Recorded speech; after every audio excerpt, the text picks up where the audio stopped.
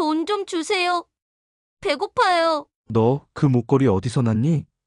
이거 엄마 거예요. 너희 엄마 이름이 뭐니? 이수진. 엄마 아파요. 이수진? 정말 너희 엄마가 이수진이라고. 네. 엄마가 아끼던 반지래요. 절대 잃어버리면 안 된다고 했어요. 너희 엄마 지금 어디 계시니? 우리 집에요. 많이 아파서 거의 못 움직이세요. 나랑 같이 가자. 엄마를 만나야겠다. 안녕하세요.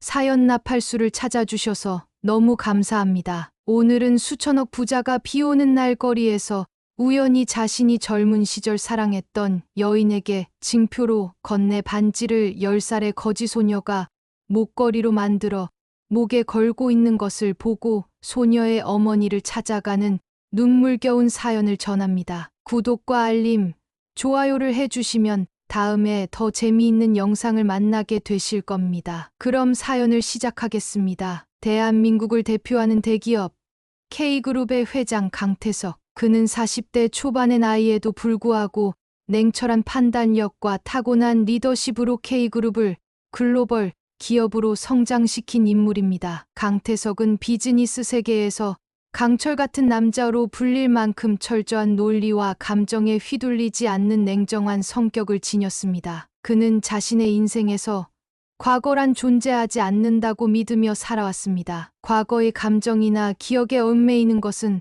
성공한 사람에게 어울리지 않는다고 생각했기 때문입니다. 하지만 그날 밤 그는 자신의 인생을 송두리째 흔드는 한 소녀와 마주하게 됩니다. 어느 늦은 밤 강태석은 고급 세단에 앉아 창밖을 바라보고 있었습니다. 비가 추적추적 내리고 있었고 도로는 젖어 반짝이고 있었습니다. 비가 오면 차가 막히기 마련이라 신호가 바뀌기를 기다리는 시간이 길게 느껴졌습니다. 운전기사는 차 안에서 조용히 대기하고 있었고 강태석은 바쁜 하루를 마치고 집으로 돌아가는 길이었습니다. 그때였습니다. 어둠이 내려앉은 거리에서 작고 초라한 형체 하나가 그의 시야에 들어왔습니다. 비를 맞으며 서 있던 한 소녀. 앙상한 팔다리, 몸에 맞지 않는 낡은 옷 축 처진 어깨, 그리고 초점 없이 흔들리는 눈빛. 그녀는 한 손을 앞으로 내밀고 있었습니다. 소녀의 입술이 살짝 떨리며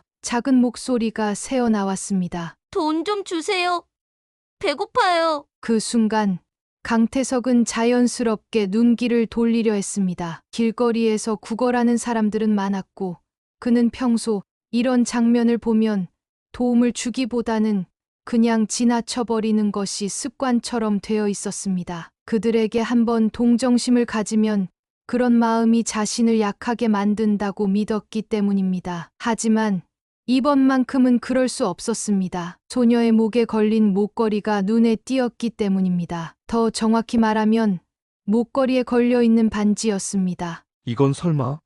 강태석의 표정이 굳어졌습니다. 그가 결코 잊을 수 없는 그 반지. 10여 년 전 그가 한 여인에게 건넸던 특별한 반지. 그 반지가 지금 이름도 모르는 소녀의 목에 걸려 있었습니다. 순간적으로 가슴이 뛰기 시작했습니다. 오랜 시간 잊었다고 생각했던 기억이 단숨에 머릿속을 휘저으며 되살아났습니다. 그는 차 문을 열고 빠르게 걸어갔습니다. 소녀 앞에 서서 비에 젖은 그녀를 바라보았습니다. 소녀는 깜짝 놀라 한 걸음 뒤로 물러섰습니다. 그녀의 얼굴을 가까이에서 보니 어딘가 익숙한 느낌이 들었습니다. 하지만 지금은 그보다 더 중요한 것이 있었습니다. 강태석은 조심스럽게 물었습니다. 이 목걸이 어디서 난 거니?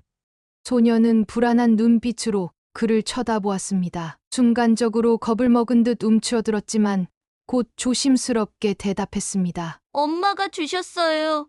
엄마가 아끼는 거라고 했어요. 그 순간 강태석은 숨이 멎을 듯했습니다. 그 반지를 소중히 간직하고 있던 여인 그녀가 아직 살아있다는 것일까? 그렇다면 이 아이는? 그의 머릿속이 혼란스러워지기 시작했습니다. 그리고 그는 결심했습니다. 이 소녀의 정체를 확인해야 한다고. 그가 묻지 않으면 이 반지의 진실은 영원히 묻힐 수도 있으니까요. 비에 젖은 소녀의 초라한 모습, 그리고 그녀의 목에 걸린 잊을 수 없는 반지. 강태석의 머릿속은 순식간에 과거로 되돌아갔습니다. 이미 끝났다고 믿었던 기억, 묻어버렸던 감정, 그 모든 것이 다시 되살아났습니다. 과거를 잊고 성공만을 향해 달려온 인생. 하지만 지금 눈앞에 있는 이 소녀가 그가 버리고 떠난 과거의 흔적이라면 30대 초반 강태석은 지금의 아내와 정략 결혼을 했습니다. 그의 성공을 위해 선택한 결혼이었습니다. 감정 없이 이뤄진 결혼이었지만 그 선택 덕분에 그는 K그룹의 후계자로 인정받았고 지금은 그룹 회장으로까지 올라섰습니다. 그리고 그의 가정, 그에게는 7살짜리 아들이 있습니다. 아내와의 관계는 여전히 차갑지만 적어도 공식적인 가정의 형태는 유지하고 있었습니다. 그렇게 모든 것이 안정적이라 생각했습니다. 하지만 눈앞의 소녀가 그의 모든 균형을 흔들고 있었습니다. 강태석은 다시 소녀를 바라보았습니다. 초라한 옷차림, 굶주림에 지친 얼굴, 그런데도 왠지 모르게 낯설지 않은 모습, 특히 그녀의 눈빛은 어딘가 익숙한 감정을 불러일으키고 있었습니다. 그는 천천히 다시 물었습니다. 너 이름이 뭐니? 소녀는 잠시 망설이다가 조용히 대답했습니다. 이서연이에요. 그 순간 강태석의 가슴이 쿵 하고 내려앉았습니다. 이서연. 그 이름은 낯설지 않았습니다. 아주 오래전 그가 사랑했던 여인과 함께 미래를 꿈꾸며 이야기했던 이름. 딸이 생긴다면 어떤 이름을 지을래? 서연 어때? 따뜻하고 부드러운 느낌이야. 서연 좋네. 그래. 우리 딸이 생기면 그렇게 부르자. 그 순간 강태석은 자신이 도망쳤던 과거를 완전히 잊은 것이 아니었음을 깨달았습니다. 그리고 이제 그 과거가 눈앞에서 현실로 나타나 있었습니다. 강태석은 호흡을 가다듬으며 다시 물었습니다. 너희 어머니는 어디 계시니? 소녀는 다시금 불안한 눈빛을 보이며 조용히 입을 열었습니다. 아파서 누워 계세요. 어디에? 우리 집에요. 그 순간 강태석은 결심했습니다. 그가 떠났던 여인이 그녀가 아직 살아있다면 그녀를 만나야만 한다고. 그는 소녀에게 말했다. 나랑 같이 가자. 소녀는 잠시 망설였지만 곧 천천히 고개를 끄덕였습니다. 그리고 그녀는 한 걸음씩 비 내리는 거리를 걸어가기 시작했습니다. 그녀가 걷는 곳, 그곳이 어디인지 알 수 없었지만 강태석은 그녀를 따라 걸어갔습니다. 그렇게 그는 자신의 과거를 향해 처음으로 발걸음을 내딛고 있었습니다. 비 내리는 밤 작은 소녀가 앞서 걸었습니다. 그녀의 작은 신발은 빗물에 젖어 철벅거렸고 낡은 옷은 이미 축축이 젖어 있었습니다. 하지만 그보다 더 무거운 것은 그녀의 어깨를 짓누르고 있는 삶의 무게였습니다. 그 뒤를 묵묵히 따라가는 강태석, 그의 머릿속은 혼란스러웠습니다. 서연이 아이가 정말 내 딸이라면? 그렇다면 그녀는 지금까지 어떻게 살아온 거지? 두 사람은 말없이 걸었습니다. 비는 여전히 내리고 있었지만 강태석의 가슴은 더욱 깊은 폭풍 속으로 빨려 들어가는 기분이었습니다. 잠시 후 소녀가 멈춰 섰습니다. 앞에는 낡고 허름한 반지하 주택이 있었습니다. 좁고 습한 골목길 끝자락, 이곳이 소녀가 사는 곳이었습니다. 여기에요. 소녀가 조심스럽게 말했습니다. 강태석은 눈앞의 건물을 바라보았습니다. 창문엔 곰팡이가 슬어 있었고 문 앞에는 낡은 신발 한 켤레가 덩그러니 놓여 있었습니다. 비가 새어드는지 벽은 군데군데 젖어 있었고 건물 전체가 위태로워 보였습니다. 설마 여기서 살고 있었다고? 강태석은 믿기지 않았습니다. 과거에 자신이 사랑했던 여인, 그녀가 이런 곳에서 딸과 함께 버려진 듯한 삶을 살고 있었다는 것이. 소녀는 조심스럽게 문을 열었습니다. 안으로 들어가자 곰팡이 냄새와 눅눅한 공기가 밀려왔습니다. 그리고 방 한쪽 낡은 이불 위에 한 여자가 누워 있었습니다. 창백한 얼굴, 마른 몸, 숨을 쉴 때마다 가늘게 떨리는 가슴. 하지만 그럼에도 불구하고 그녀는 분명 강태석이 한때 사랑했던 여인이었습니다. 그 순간 여자의 눈이 천천히 떠졌습니다. 깊게 파인 눈과 힘없이 마른 입술. 하지만 그녀는 강태석을 보자 놀란 듯 눈을 크게 떴습니다. 그는 한 걸음 다가가 그녀를 내려다보았습니다. 깊게 패인 눈과 힘없이 말라버린 손끝. 그러나 그 눈빛은 여전히 따뜻했습니다. 태석 씨, 기억 속에 묻어두었던 이름을 그녀의 입에서 다시 듣게 된 순간 강태석의 가슴은 요동쳤습니다. 그는 믿을 수 없다는 듯 조용히 다가가 그녀를 바라보았습니다. 오랜 세월이 흘렀지만 그녀는 여전히 그때의 그녀였습니다. 그러나 너무도 많이 변해 있었습니다. 마이너스 어떻게 된 거야? 대체 왜 이런 곳에서 지내고 있는 거야? 그의 목소리는 떨리고 있었습니다. 정말 태석 씨예요? 그녀는 미소를 지으려 했지만 입술이 떨리며 희미한 한숨이 새어나왔습니다. 괜찮아요. 저는 그럭저럭 살고 있었어요. 그러나 그녀의 얼굴은 그 말과는 달리 너무도 수척해져 있었습니다. 이렇게까지 아플 때까지 왜 아무에게도 말하지 않았어? 강태석의 목소리가 조금 더 낮아졌습니다. 그는 그녀가 겪었을 시간을 생각하면 가슴이 조여오는 듯했습니다. 그녀는 창밖을 바라보며 아주 조용히 말을 이었습니다. 태석 씨가 떠난 후 저는 혼자서 살아야 했어요. 처음에는 두려웠지만 그래도 버텼어요. 그럴 수밖에 없었으니까요.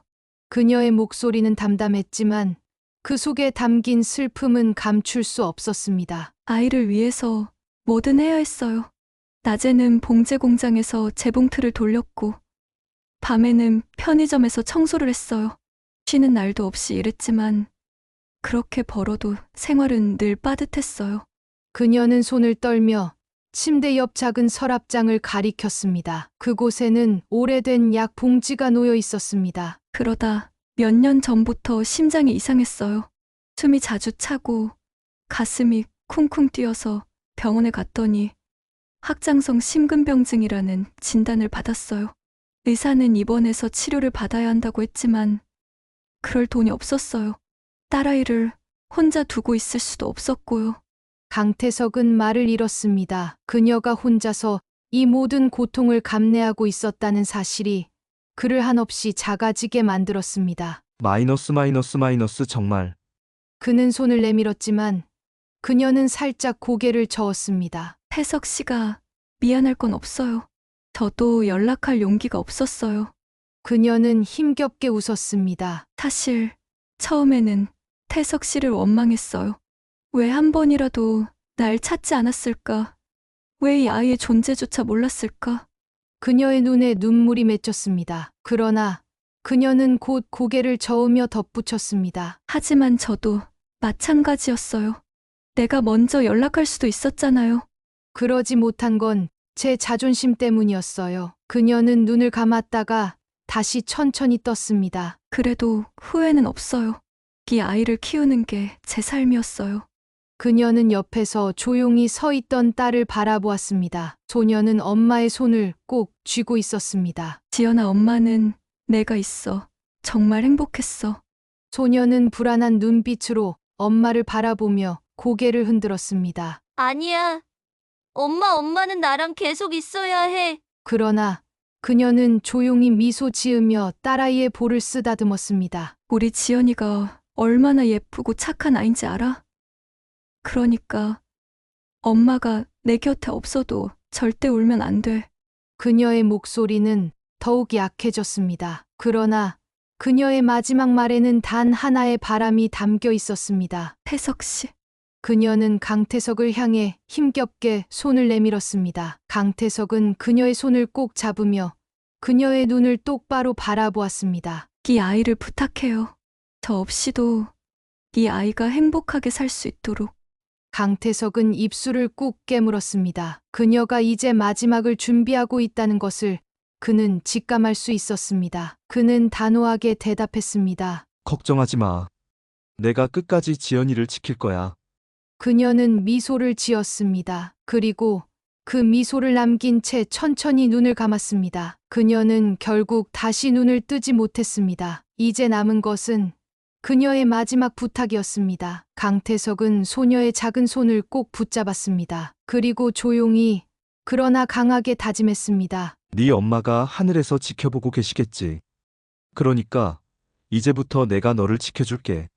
소녀는 흐느끼며 강태석의 품에 안겼습니다. 그날 밤 비는 조용히 내리고 있었습니다. 마치 한 시대가 저물어가는 듯이. 그러나 그 끝에서 새로운 가족의 이야기가 시작되고 있었습니다. 어머니의 마지막 숨결이 쓰러진 순간 병실 안은 깊은 정적에 휩싸였습니다. 소녀는 엄마의 손을 꼭 쥔 채 아무런 말도 하지 못한 채 굳어 있었습니다. 눈물이 흐를 틈도 없이 그녀는 믿을 수 없다는 듯 엄마의 얼굴을 바라보았습니다. 엄마, 그녀는 조심스럽게 불러보았습니다. 하지만 어머니는 대답하지 않았습니다. 이제 따뜻한 미소로 다독여줄 손길도 애써 괜찮다며 안아줄 품도 그녀 곁에 없었습니다. 엄마, 일어나요.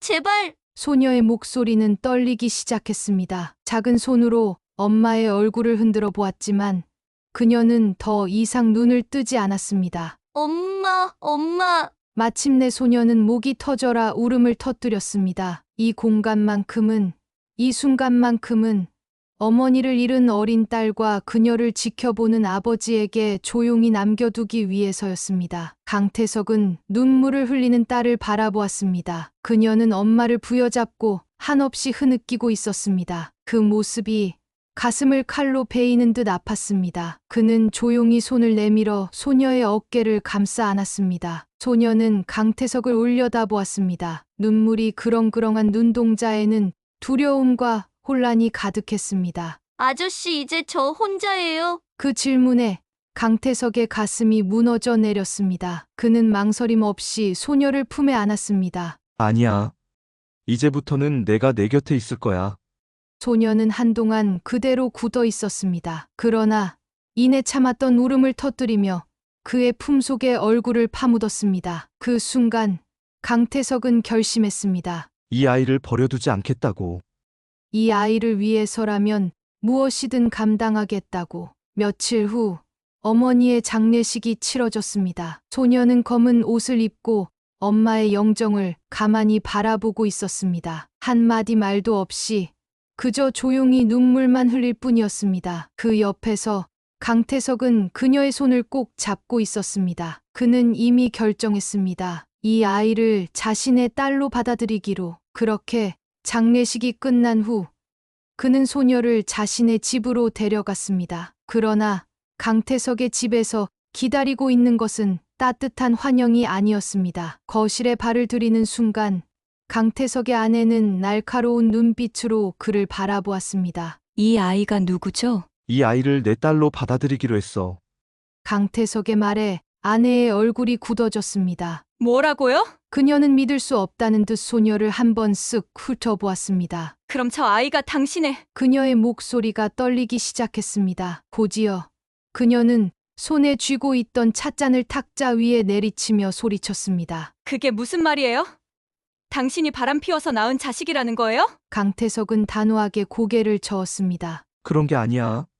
내가 결혼하기 전에 태어난 아이야. 그러나 아내는 화가 풀리지 않았습니다. 그게 뭐가 다릅니까?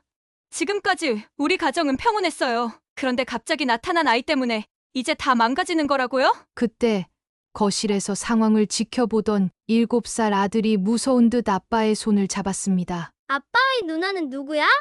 작은 손이 강태석의 옷을 잡아당기며 불안한 눈빛으로 그를 올려다보았습니다. 소녀는 그 장면을 보고 작게 움츠러들었습니다. 자신이 이 집에 와서는 안 될 것만 같은 느낌이 들었습니다. 그러나 강태석은 소녀의 어깨를 감싸 안았습니다. 이제부터 우리 가족이 될 아이야. 아내는 더 이상 참을 수 없다는 듯 분노에 찬 목소리로 외쳤습니다. 당신 정말 이럴 거예요? 강태석은 단호한 눈빛으로 아내를 바라보았습니다. 그래. 이 아이는 내 딸이야. 지금까지 내가 몰랐던 내 딸. 하지만 이제 알았으니 난 절대로 외면하지 않을 거야. 거실은 싸늘한 침묵에 휩싸였습니다. 아내는 한동안 강태석을 바라보다 결국 분노한 채 방으로 들어가 버렸습니다. 강태석은 조용히 소녀를 내려다보았습니다. 그녀는 불안한 눈빛으로 그를 바라보고 있었습니다. 그는 미소를 지으며 소녀의 머리를 조심스럽게 쓰다듬었습니다. 괜찮아. 너는 이 집에서 살아갈 수 있어. 아무도 너를 쫓아내지 못할 거야. 소녀는 그 말을 듣고 살짝 입술을 깨물었습니다. 그녀는 아직 이 집에서 어떻게 살아가야 할지 알 수 없었습니다. 하지만 적어도 한 가지는 분명했습니다. 이제 자신을 지켜줄 사람이 생겼다는 것. 그리고 그것이 그녀에게는 너무도 큰 의미였습니다. 강태석 회장의 대저택, 넓고 고급스러운 거실, 반짝이는 샹들리에 아래에 한 소녀가 조용히 서 있었습니다. 집 안은 너무도 컸습니다. 소녀가 살던 작은 반지하 방과는 차원이 다른 세계였습니다. 그러나 이곳이 자신의 집이 아니라는 걸 소녀는 본능적으로 느낄 수 있었습니다. 이 집의 사람들은 그녀를 환영하지 않고 있었습니다. 아내는 여전히 싸늘한 얼굴로 강태석을 바라보고 있었습니다. 당신, 정말 이 아이를 받아들이겠다는 거예요? 강태석은 단호한 목소리로 대답했습니다. 그래. 이 아이는 내 딸이야. 내가 지켜야 할 아이야. 아내는 눈을 질끈 감고 숨을 깊이 들이마셨습니다. 그리고는 분노 섞인 목소리로 외쳤습니다. 당신이 우리 아들을 생각했다면 이런 결정은 하지 않았을 거예요. 그녀의 시선이 소녀를 향했습니다. 그 눈빛에는 차가운 거부감이 서려 있었습니다. 당신 때문에 우리 가정이 무너지고 있어요. 당신이 데려온 아이 때문에. 소녀는 움츠러들었습니다. 자신이 여기 있으면 안 되는 걸까? 이 집에 온 것이 실수였을까? 그때 7살 아들이 조심스럽게 아빠의 옷자락을 잡아당겼습니다. 아빠, 이 누나는 우리 집에서 같이 사는 거야? 아들은 혼란스러워 보였습니다. 평생 한 번도 본 적 없는 누나가 갑자기 나타났으니까요. 아내는 서둘러 아들을 감쌌습니다. 우리 아들은 이런 복잡한 일 알 필요 없어. 당신이 가정의 질서를 무너뜨리겠다면 난 이 집을 나가겠어요. 강태석은 조용히 아내를 바라보았습니다. 이 아이가 우리 가족이 되는 걸 네가 정말 받아들일 수 없다는 거야? 아내는 아무 대답도 하지 않았습니다. 대신 그녀의 차가운 침묵이 대답을 대신하고 있었습니다. 소녀는 더 이상 버틸 수 없었습니다. 그녀는 머리를 숙이고 작은 목소리로 말했습니다. 저 그냥 갈게요. 아내가 자신을 받아들이지 못한다는 걸 그녀는 이미 알고 있었습니다. 여기 남아 있으면 아빠가 더 힘들어질 거라는 것도 알고 있었습니다. 그러니 떠나는 게 맞겠지. 소녀는 조용히 뒷걸음질 쳤습니다. 그러나 그 순간 강태석의 목소리가 그녀를 붙잡았습니다. 서연아, 그녀가 놀라서 고개를 들었을 때 강태석은 단호한 얼굴로 아내를 바라보고 있었습니다. 내가 이 아이를 보내면 네가 행복할 것 같아? 아내는 당황한 표정을 지었습니다. 뭐? 이 아이는 내가 책임져야 할 아이고 내가 함께 살아야 할 아이야. 그의 목소리는 흔들림이 없었습니다. 네가 그걸 받아들이지 못한다면 그는 잠시 말을 멈추고 천천히 결론을 내렸습니다. 내가 이 집을 나가야겠다. 아내의 눈이 크게 흔들렸습니다. 뭐라고요? 내가 포기할 수 있는 건 그는 길게 숨을 들이마셨습니다. 그리고 조용히 그러나 분명하게 대답했습니다. 너야. 그 순간 거실은 얼어붙은 듯 조용해졌습니다. 아내는 충격의 말을 잃었고 소녀는 강태석을 놀란 눈으로 바라보았습니다. 강태석은 소녀의 손을 잡았습니다. 서연아, 걱정하지 마. 내가 원하지 않는다면 난 어디든 내 곁에서 함께 할 거야. 소녀는 살면서 단 한 번도 누군가가 자신을 위해 이렇게까지 말해준 적이 없었습니다. 그녀는 차마 입을 떼지 못한 채 조용히 강태석을 바라보기만 했습니다. 그녀의 손을 꼭 쥔 강태석의 온기가 전해졌습니다. 그리고 그 순간 그녀는 깨달았습니다. 이 사람은 정말 자신을 지켜줄 거라는 걸. 그날 밤 강태석 회장은 거실에서 홀로 앉아 있었습니다. 아내와의 대화는 끝나지 않았습니다. 그녀는 쉽게 받아들일 수 없겠지만 이제 선택은 그녀에게 맡겨야 했습니다. 그는 자신의 선택을 결코 후회하지 않을 것입니다. 그는 결심했습니다. 어떤 희생이 따르더라도 이제라도 아버지로서 딸을 지켜주겠다고. 그리고 그의 곁에서 조용히 손을 꼭 쥔 소녀가 있었습니다. 그녀는 처음으로 조금은 안전하다고 느끼고 있었습니다. 소녀가 이 집에 들어온 지도 어느덧 한 달이 지나가고 있었습니다. 그동안 그녀는 조용히 생활하며 자신을 불편해하는 가족들에게 폐가 되지 않으려 애썼습니다. 그러나 그녀는 여전히 이 집에서 환영받지 못하는 존재처럼 느껴졌습니다. 아내는 말없이 그녀를 피했고 7살 아들은 처음에는 다가오려 했지만 어머니의 눈치를 보며 거리를 두었습니다. 소녀는 자신의 방에서 혼자 노트를 꺼내 글을 적었습니다. 엄마, 나 여기서 잘 지낼 수 있을까? 아빠랑 동생이랑 같이 있지만 나는 아직 가족이 아닐지도 몰라. 그러나 그녀는 포기하지 않기로 했습니다. 나는 여기서 꼭 살아남아야 해.